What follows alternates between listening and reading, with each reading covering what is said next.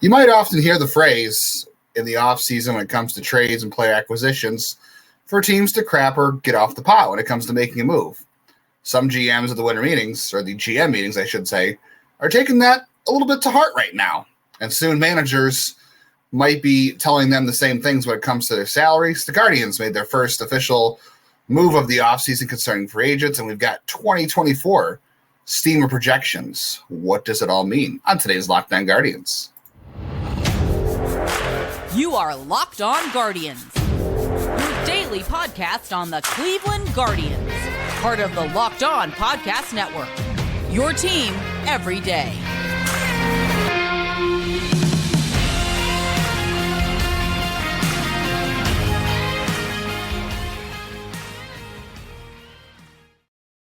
What is up, everybody? Welcome back to another episode of Locked On Guardians. I'm your host, Justin Lana. Before we get started today, I want to let you know today's episode is brought to you by Jase Medical. Empower yourself when you purchase a Jase case, providing you with a personal supply of 5 antibiotics that treat over 50 infections. Get yours today at jasemedical.com. That's JASE medical.com. It's a solo episode with me today. Thank you for tuning in. Wherever you get podcasts, we are free everywhere. Google, Stitcher, Spotify. I think Google's actually moving their platform. You've got Apple, Amazon podcasts. We have even ad-free if you're into ad-free.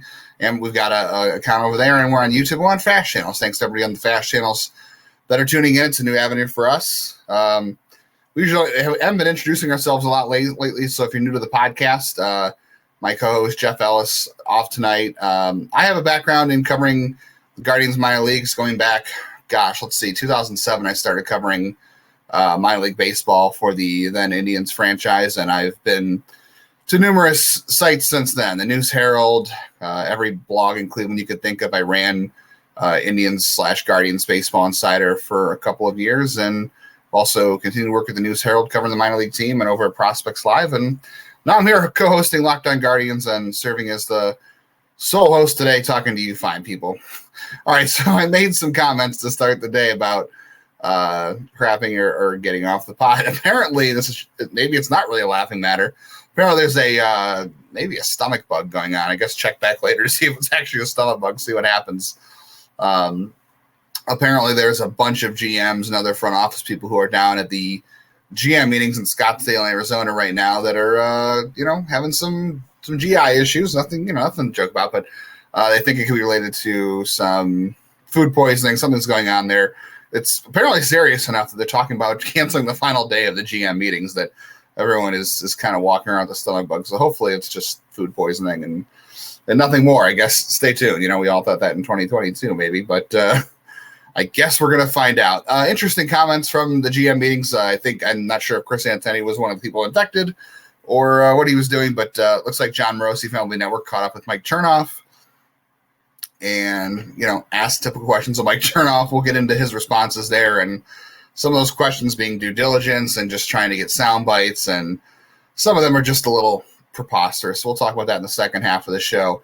So we talked all week about, obviously, Stephen Vogt, the new Guardians manager, and he's going to be introduced Friday at a press conference in Cleveland. Hopefully everyone's healthy enough to be there in person, and we'll see what happens with that. But one of the things we haven't talked about, and by the way, musical chairs and managers still going on. The Padres don't have one yet. The Astros still don't have one yet. The Angels are going to introduce Ron Washington as their manager. I guess they're hoping for another Dusty Baker situation. Maybe they'll get one. Maybe they won't. I don't know. I'm not taking it as any move the Angels make right now. To me, is very suspect. I mean, if I'm an Angels fan, I don't trust anything they're doing at this point. Not really. I'm not. The Angels do not get the benefit of the doubt on anything, and that comes to hiring Ron Washington too. I think that's a questionable decision at best. But what we can say is Craig Counsell, as we talked about, is now the highest paid manager in Major League Baseball, and he is the highest paid manager in Major League Baseball of all time. That is going to make a future impact on everybody, not just him or their managers, but it's going to come to affect Cleveland. So we don't really know the financial details of Stephen Vogt's contract with the Guardians as their manager, but we do know it's a 3-year deal. And, they're going to reevaluate from there. Obviously, he's new. You're not going to go out and give him Tito had a year-to-year deal where it was just about health and how long he wanted to stick around, how long he could do it. He was just, given carte blanche to manage as long as he wanted. Obviously, Stephen Vogt wasn't going to get that, and you're not going to commit too long to a very green manager. But Cleveland, I think, is hoping this works out. We talked about like the Kevin Cash thing. Like Kevin Cash had 2 years with the Guardians or the Indians in their bullpen role for 2 years there, and before that, he had a little scouting experience, not a ton. And a lot of people see the same thing in Stephen Vogt. Now, I'm going to read a quote too from a player who the Guardians just acquired about Stephen Vogt too. We'll just kind of keep checking the reactions as this thing goes on. But the future impact of the Craig Counsell thing for Cleveland is this. If everything goes according to plan with Stephen Vogt, let's say this ends up being a great hire, and we can look at this from both angles, right? If this ends up being a great hire, if Stephen Vogt turns into Kevin Cash or whatever, he ends up being a good manager. Let's say the Guardians continue to get better over the next 3 seasons while he's here. And whether they make the playoffs or they don't, a lot of that's going to depend on the players and their performance, right? It's really incumbent on the manager to set the tone and really set philosophies and rally the troops, as it were. Let's say it all works out, though. When 3 years come, his salary, if this works out, his salary is going up. I don't know what the salary is right now, but you can assure it's going up. And salaries around baseball for managers is going to go up everywhere from here on out because of what Craig Counsell did.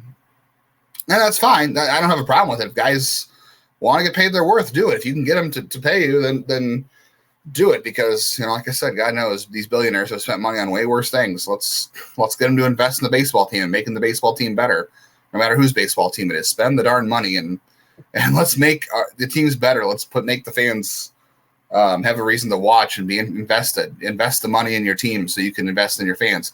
But yeah, if Vogt works out really well, then guess what? In 3 years, the Guardians are going to have to pay up to keep Stephen Vogt around, because he was in hot demand. And if this works out, if he was in hot demand and then it's for the reason that he might be a good manager, the Giants, the Brewers were all moving in on possibly on Vogt, and maybe even the Padres. We don't even know yet. They were all moving in on Vogt. So he was a hot commodity, and that's why they made the pivot the way they did. But if he was a hot commodity for a reason, because everyone thinks he can be a good manager, if he is in Cleveland, his salary is going up. So that's the effect Craig Counsell had on him. And on the other side of things, if this doesn't work out, and I feel like this is going to be longer than 3 years, unless it's just an abject failure, which I don't think it will be. I don't know if it'll be like the great success. It's hard to tell. I don't think it'll be that bad. I guess it's, cop-out answer. You're feeling it's going to be in the middle. But let's say it does go bad enough where Cleveland moves on in 3 years. Well, they've got to reset. They got to look at their process and say, okay, we hired a first-time manager. It didn't work out. And you can sit there and say, well, we're saving money, blah, blah, blah, whatever. They're not going to be saving money on a manager. Either way, they're saving. They might be paying the manager less now, but they're not going to be in 3 years no matter how this goes, because in 3 years, like I said, either Stephen Vogt's a good manager and his salary is going up because he is going to be a hot commodity and they're going to want to keep him because this is going well. If it goes badly, Cleveland's got to reevaluate his processes and find out, okay, what did we get wrong here? Why didn't this work? Do we have to hire a manager with more experience next time? And guess what? They're ponying up for a manager with experience next time. And that all comes back to Craig Counsell's salary for the Cubs at that $8.5 million. I don't know if Cleveland's ever going to pay anybody $8.5 million as a manager. And again, Jeff and I had the discussion the other day when we talked about Counsell being hired by the Cubs. Is he worth $8.5 million? I don't know. There's that quote from Moneyball where Jonah Hill's character talks about Johnny Damon as a leadoff hitter, and is he worth the $7 million that the Red Sox are paying him? No. I think it's a good thing that you got him off your roster. We'll find out if managers really have enough impact. We're never going to be able to quantify it, but if the Cubs end up being a really good franchise and they get back to the promised land and don't end up going 106 years or whatever it was without a championship again, then maybe it'll be worth it. I don't know. The Cubs thing's very interesting. It's its own. It's got a life of its own. But either way, Cleveland's either paying Stephen Vogt good money in 3 years because this worked out, or they're paying somebody to bring in that might have to clean up Stephen Vogt's mess. I'm not saying it's going to go badly. I'm just giving a hypothetical here. But they're paying. They probably will go to the opposite end of the spectrum, right? As everything kind of ebbs and flows. They had Tito, who's one of the most experienced managers. Now they have Stephen Vogt, who's got no managerial experience. So if it doesn't go well, they're probably going to want to, yin and yang a little bit and get someone with some experience. that's going to cost some money in the manager's salary. It may not cost $8.5 million, but it's certainly going to cost maybe more than what they were paying Tito. Even though Tito was the highest paid manager before, the next guy they bring in might be paid like Tito because Craig Counsell raised that floor. So the next 3 years, Cleveland might be, whatever they're paying Stephen Vogt, we'll find out. But in 3 years from now, I think you can all expect that whoever the manager is in this team, prices of manager candidates are going up. All right, we've got comments from the GM meetings, the Guardians' first quote-unquote free agent signing of the offseason, and we've got some interesting projections for 2024 to talk about, all on the way. Speaking of prices going up, boy, the price of medications and supply chain, all that stuff is really up in the air right now. But look, Jase case, we've talked about this multiple times on the show. Spent a lot of time talking about wins and losses, who sits and starts. We get fired up together all about that. But what are we doing about our health, guys? What are we doing about our health? Everyone listens. Look, the Jase case provides 5 life-saving antibiotics for emergency use. All it takes to get a Jase case is to fill out a simple form online. In some cases, you can jump on a quick call with one of the board-certified physicians at Jase case. You can get ongoing health care from the Jase case physicians on any treatment-related questions. Jase case is created by a doctor, so it's doctor recommended.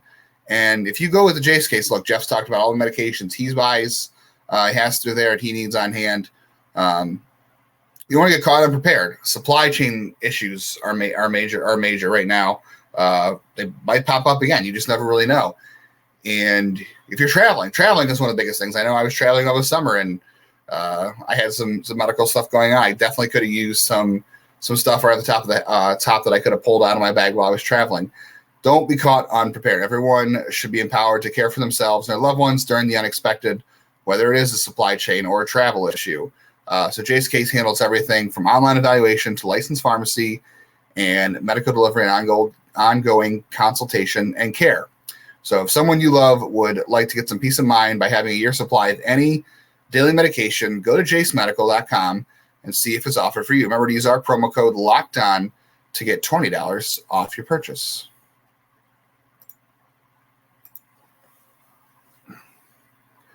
All right, the winter meetings are still a month away here. I don't think MLB Network Radio was at the GM meetings. I'm not sure. This is where I would give you the XM spiel and tell you to listen to that. But I do know they'll be at the winter meetings in a month from now, which we're obviously going to talk about tons. We've got our comments from the winter meetings. Oh, boy. Okay, so I just watched an interview with John Morosi from obviously MLB Network and Fox with Mike Chernoff. Who knows where Chris Antonetti was? Might have been stuck in the John. Who knows? First question that Mike Chernoff got asked by John Morosi was about Shane Bieber. And if he expects that there's going to be trade talk about Shane Bieber, and he's going to be asked about him already. And, of course, Mike Chernoff goes into the whole spiel about, he came back last year. He avoids the question, right? This is what all GMs do. So anytime you see a press conference, even on the Stephen Vogt thing, anytime you see a press conference with this stuff, it's a lot of, saying a lot of words, not really saying any substance. These guys are so good at double meanings and spinning a lot of words. They're smart guys. They're not giving anything away. But here is a little bit of that quote. We expect Shane Bieber to be in a rotation. I mean, we have a really strong foundation, strong rotation between Shane, Tristan, and some of our young pitchers. He mentioned Logan and Gavin and Tanner. And we feel that can be the strength of our team. So obviously we're going to build around that. And then he said, obviously we have to be open-minded about any potential trade opportunities for any player, but we're expecting Shane to be a big part of our team next year. And this is easy to decode, right? We're trying to look between the lines. And sometimes there isn't always a line to read between. We always talk about that. But there's a lot of double speak and a lot of, like I said, trying to do an interview without really saying anything, giving it away. These guys are masters at PR. But there's some lines, they're going to say this for posturing, like, oh, we're going to build around him. We like our rotation as it is. We're not looking to trade Shane, or we'll listen on anybody. Like, that's the standard answer, right? Is if you're trying to drum up some interest or you're trying to hold some of Shane Bieber's value on the open market when it comes to trades, you're going to say, yeah, we're looking to build around Shane. We like the rotation with Shane in there. Maybe that's code for, we may not trade him, you're going to have to give us a good, compelling reason to trade him. I think what it comes down to for Shane Bieber is the Guardians will not trade him this offseason unless there's an offer that makes the team better in 2024 that makes sense. I do not think they will make that trade unless they get pieces back that can help the 2024 team win. Because, look, pitching depth is already thin. We're going to talk about a pitcher who the Guardians picked up on Wednesday that is going to serve as depth. Just depth. Like, I don't think he's ever, I don't think Cleveland would like to have him pitch in the majors unless something tremendous happens with his development. And there's been some interesting stuff about him in the past, Adam Oller, who we'll talk about, but that's not a guy that I don't think right at this moment Cleveland expects or wants to pitch in the majors next year. So they're already going to have some depth shortfalls in 2024, even with Shane Bieber. They had depth shortfalls in 2023, and they were lucky that Tanner Bybee and Logan Allen and Gavin Williams got to the majors and were ready right away and jumped in with immediate success. That doesn't happen everywhere. And actually, we're going to talk about that because Chernoff was asked about Tanner Bybee by John Morosi as well. It doesn't always happen, and you might have second-year regression for some of those dudes too. You just never really know, which we're also going to talk about in our projections that are out right now. But if they trade Shane Bieber, like, one, I think they have to get some depth back. Two, I think it has to make the team better in 2024. So that comment to me just read like, yeah, we're happy with Bieber. We could hang on to him next year. And look, if Bieber rebounds in 2024, if he goes back to the pitcher he once was, I think it's easy to say that you could offer him the qualifying offer next year. I don't think that's out of the realm of possibilities. He's shown it before. If he pitches like he did in 2022, obviously he's been hurt the last two of the last 3 years, significant time. If Cleveland keeps him in 2024 and he pitches like he did in 2022, which, unexpected, he did recover from the shoulder issue in 2021 to come back in 2022 and then have that good season, you put the qualifying offer on. Simple as that. And I think you're probably not super far off from that being what his value is on the trade market is essentially. I'm not saying obviously you're getting a player that's in low A or anything or whatever A ball, but just in terms of the value of the player and where that pick ends up being. So I think that's not far. Okay, some other comments about Tanner Bybee. Surprising. Was he surprised by the success that Tanner Bybee had when he came up? And he said, well, it's surprising anybody who comes up like that to make an impact because it's really hard. But they weren't surprised because of the type of kid he is and the type of worker he is. Being an unheralded prospect in college, put in a ton of work and effort, so he didn't surprise them, but it wasn't easy to do what he did. This is a team that's got to prepare for Tanner Bybee to not win the Rookie of the Year, but at least finish in second. And if he does, they've got to start talking about contract extension because he's going to get that full year of service time, and Cleveland's going to benefit nothing from it. So, but all good comments there from Mike Chernoff on Tanner Bybee, nothing surprising. Those awards are coming up fast. Asked about Kyle Manzardo and if the expectation is he will be with Cleveland in 2024 in terms of being their first baseman. And again, this was a lot of speaking about nothing. We're excited about Kyle. He's having a great fall league. Excited for him to be part of the team. Obviously, they're looking for offense. He didn't say, specifically what, but they're looking for offense. That's a pretty vague statement. I would not run with anything like that. It was pretty vague. But then he wouldn't put a timetable on. He said, we're excited to be a big part of our future. We'll see in spring training. So no timetable. Obviously, they're not making decisions on the 40-man roster right now. And Kyle Manzardo is not part of the 40-man roster and doesn't have to be till next December. So we'll see. I mean, they're not committing to it right now. And again, we've talked about it multiple times in the show. I just don't see any way for this team not to have him part of them. And we're going to talk about the projections. He is a big part of the projections we're going to look at today. And him next year. And then, of course, John Morosi had to throw a question about Jose Ramirez because he made that – this is the goofiest one. He made that comment on Seattle radio like a month ago about, maybe the Mariners could go after Jose Ramirez. That's the guy I would wave my magic wand for. So, of course, he asked Mike Chernoff about Jose Ramirez. And, it's an absurd question, really. It's at this point you need to stop asking the question because it's not happening. And this is the most definitive I think I've ever heard a manager or a Cleveland front office official ever talk about a player. This is the most affirmative I've ever heard. Jose is the guy we're building around. He means so much to us on off the field. He's really built things up in the community, and he expects Jose Ramirez to be a lifetime Cleveland Guardian. Mike Chernoff actually said the words. He expects Jose to be a lifetime Cleveland Guardian. We'll leave it at that. We want to build around him. Now, things change, right? Anything can happen. He's saying we expect, meaning that leaves some room for some openness here. But you don't make that statement unless, I've never heard a Cleveland front office member speak that affirmatively about a player's future here. Like, even giving himself some wiggle room to say we expect, which means things could always change. Anything can happen. But remember, with the Shane Bieber thing, he said, we expect Shane to be in the rotation next year, but we have to keep an open mind about any trade, and we'll see. With Jose Ramirez, there was no but. All the buts were on toilets at the GM meetings. There was no but after Jose Ramirez. It was, we expect Jose to be a lifetime Cleveland Guardian, and I'll leave it at that. There was no if or but or open mind statement. It was just, that was the statement. I've never heard a front office member do that before about a player. So stop asking the question. It's over, okay? It would take something drastic to happen for Jose Ramirez not to be a Cleveland Guardian for the rest of his life. And it could have. I'm not saying it can't happen. You say the word expect. You leave yourself open for some wiggle room. I'm leaving myself some wiggle room too. Anything can happen. But I've never heard for as long as I've been paying attention to this team, listening to the words, and especially since I've been covering this team, I've never heard anything that affirmative before. And we already know it because he's got the only no trade clause they've ever given out in the franchise history, and he's the highest paid player in franchise history, even though he's being paid well under market value. I've never heard anything that affirmative about a player's future before. They're always very cagey about that stuff, and he was cagey about Bieber, saying stuff without really saying anything because he left it open to interpretation.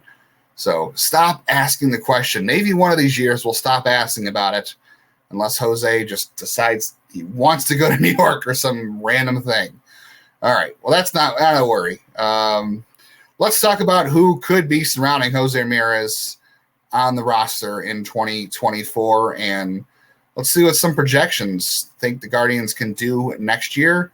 And we'll talk about some more awards this offseason, all coming up.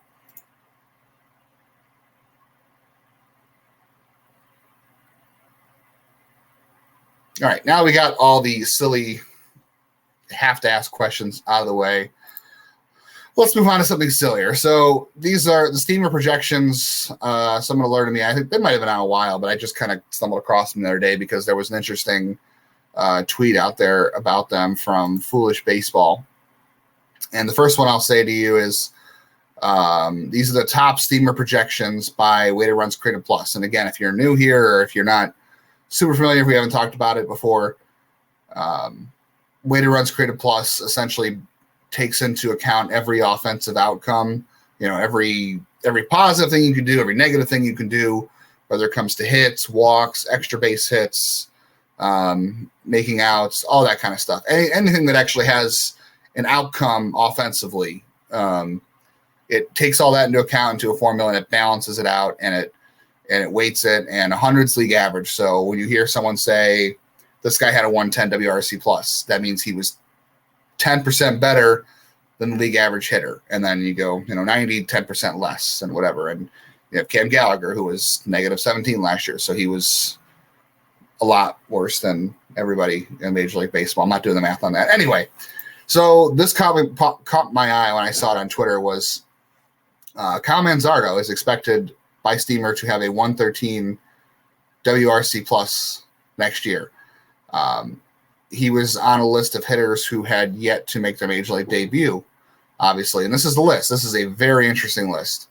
You've got Wyatt Langford, who, was probably not too far away from being on the Texas Rangers roster at some point last season if there was another injury, or people were talking about him being called up instead of Evan Carter, who obviously made a big postseason impact. So Wyatt Langford, this is one of the guys who ended up on this list. 121, Wyatt Langford, who might be one of the best players in the draft last year. Then there's Kyle Manzardo at 113, Jackson Halliday at 108 for the Baltimore Orioles because they need more hitters, right? But that's the guy who's going to be 20 years old next year, end of the year in AAA. They're talking about him at 108 hitter next year, so 8% better than league average. Detroit's Justin Henry Malloy is there at 107. Colt Keith at 105. Tyler Black from the Brewers, who I really like, at 104. And Ben Rice, who had a really good season for the Yankees, at 103. There's a bunch of other ones on there as well. Graham Pauley, 101 from the Padres, who I really like. He is having a great Arizona Fall League right now. So 124 for Kyle, 113 for Kyle Manzardo, for a guy who's never hit in the major leagues before. And again, take all these projections with a grain of salt. Anything can happen. But it's always interesting to look at these things, and for a projection system to have someone like Manzardo, who hasn't had a day in the major leagues, to end up, pretty close to a prospect like Wyatt Langford, who, is going to have a chance. Those two could have a chance to battle out for Rookie of the Year next year. I mean, Wyatt Langford's going to come in with a whole lot of hype. This is probably why Gunnar Henderson's going to win Rookie of the Year this year, and we can take a deeper look into that maybe tomorrow and really break those things down. But height does matter in these voting awards, I suppose. But coming into the season, I mean, Manzardo is right up there with him. It could be an interesting battle. I don't know if Texas will have Langford on the opening day roster. We'll see what happens. He could still win Rookie of the Year if he comes up in June. For all I know, he's really good. But Manzardo's having a great fall league. We'll see what happens. Again, Mike Chernoff wouldn't commit to him being on the open day roster, of course, or however long. Not a shock there, but really good, strong projection for Kyle Manzardo next year. And 113, by the way, at 113, he would have been the Guardians' fourth best hitter in 2023 if he had done that. So last year you had Josh Naylor at 128, Bo Naylor at 124, Jose Ramirez at 123. How about that for a shock, by the way? Jose Ramirez was the third best hitter on the team last year by weighted runs created plus at 123. Below the Nailers. Did not expect that, to be honest. Actually, Jeff told me that yesterday off air, and I was like, no, there's no way that Jose Ramirez didn't finish above those guys, win WRC plus. Nope, he didn't. So if Kyle Manzardo next year would have been on the team this year and had finished it with a 113 WRC plus, he would have been fourth on the team in that stat. That's pretty incredible. Speaking of steamer projections, take a look at a couple of these. So I said that Josh Naylor led the team in that category at a 128. He is projected to pretty much do the same thing next year. A little bit lower, but still pretty good. He comes in at 125. Stats are pretty similar. He's going to hit. They think he's going to hit in the 280s again, which is not far off what he did last year. Close to the same slugging percentage, and a 125. 23 homers. He had 17 this year, so that would be an improvement. Of course, that's with almost 100 more plate appearances actually what he had this year. Because he missed time with an injury. So hopefully we get a full season of Josh Naylor in 2024. The Guardians offense definitely needs it. As for his brother Bo, I talked about how he finished at 124 last year in only 67 games, and he was one of the Guardians' best hitters in the second half. Right now, because of playing time last year, Steamer only has him playing 91 games next year, but they have him at a 110. I would take that. I think 110 is good, especially when you worry about pitchers adjusting to him next year and the book on him settling in for his first full year, and the whole worry and hand-wringing over whether or not young hitters can hit in April in Cleveland. Who knows? We'll see what happens there. The one thing that's really good is they got some rebound projections for both Andres Jimenez and Steven Kwan, so a bit of a dip this year for Steven Kwan. He was a much better hitter in 2022. Last year in 2023, just a 100 WRC plus. We talked about how his BABIP fell, his average fell. As always, he was still solid. In 2024, Steamer thinks that Steven Kwan will finish at a 113 WRC plus, which so it's a 13% improvement. That's good. Cleveland needs to take offensive wins wherever they can get it, especially when it comes to the outfield. Kwan's going to be here no matter what. Again, it's about whether or not Cleveland can find an outfielder better than Steven Kwan to play next to him. However, we talked on yesterday's show, if you listened to it, about moving Steven Kwan to center and trying to find somebody in left field with a better bat to try to upgrade both of those. But either way, it looks like Steven Kwan is going to have a rebound in 2024. That's a good thing. Andres Jimenez, who obviously was one of the Guardians' best hitters in 2022, he was right behind Jose Ramirez last year. he dipped to a 97, and really only was it a 97 because he had a pretty solid second half. He was up and down throughout the year, and he was a guy whose BABIP dropped, his average dropped. Steamer thinks that he'll finish at a 109. That would be a huge improvement for Cleveland. I like the slash line at 265, 328, 427. Has him at 19 homers, 27 steals. Very valuable. Only has him at 3.6 wins above replacement. He was at 3.6 this year, actually, so it has him exactly the same. How about that? I think he gets a little more wins above replacement in the baseball reference version because of his defense, but his defense is pretty darn valuable. And then another guy, look, this is the funny one, too. I was going to look at outfielders, too, real quickly as we're running out of time today. Will Brennan, 99. Gabby Arias, 96. Ironically, Oscar Gonzalez, Jonathan Rodriguez, the newest member of the 40-man roster, and Ramon Laureano, all the 95. Very odd. Guardians added, as we get out here, Guardians added Adam Oller as a minor league free agent. He came over from the Oakland A's. He was part of the deal from the Mets that sent him to Oakland for Chris Bassett. He said about Stephen Vogt, couldn't be happier for him and his family. I think Cleveland just made the best decision they could have. Can't think of a better man to coach and mold players than Vogt. We all knew it was a matter of time before he was given a head coaching job. Definitely earned it as a player, as good as he was. I believe he's now entering his true calling, being able to work and shape with the future of the game. I can't wait to see what he accomplishes and wish him the best of luck. Well, he could do it in Cleveland. Interesting guy. Struck out some batters in the minors. Hasn't really found success in the majors quite yet. Throws about 94, 95. Does have some right in his fastball. Supposedly has a pretty good changeup. Has not had a lot of major league success. He's going to be 29 all of next season and probably just serves as AAA depth. Maybe this is an arm Cleveland can work with and tweak some things. And who knows? I mean, he breaks out. Maybe they put him in the bullpen and he ends up being a member of the bullpen. Who knows? Either way, good depth for him to have. He was an interesting prospect at one time. Actually was a good story. A 20th round pick for the Pirates in 2016. Ended up playing a little bit in Australia and indie ball, and then came back to the Mets and then got traded to the Athletics. Pitched for the Mariners last year, didn't do very good. So a bit of a depth and reclamation project for the Guardians in 2024, and he gets reunited with Stephen Vogt. All right, we are all out of time on today's show. Jeff will be back with me tomorrow. We'll talk about maybe more about Adam Oller. We'll talk about Steamer projections for pitchers in 2024. Maybe we'll have more comments from the GM meetings if everyone gets healthy, and then we'll preview the Stephen Vogt press conference on Friday. So thank you all for listening. Thank you for rating, reviewing, downloading, subscribing. It helps. Hey, we're almost at 2,000 subscribers on YouTube. Help us get to 2,000. We appreciate it. And go Guardians.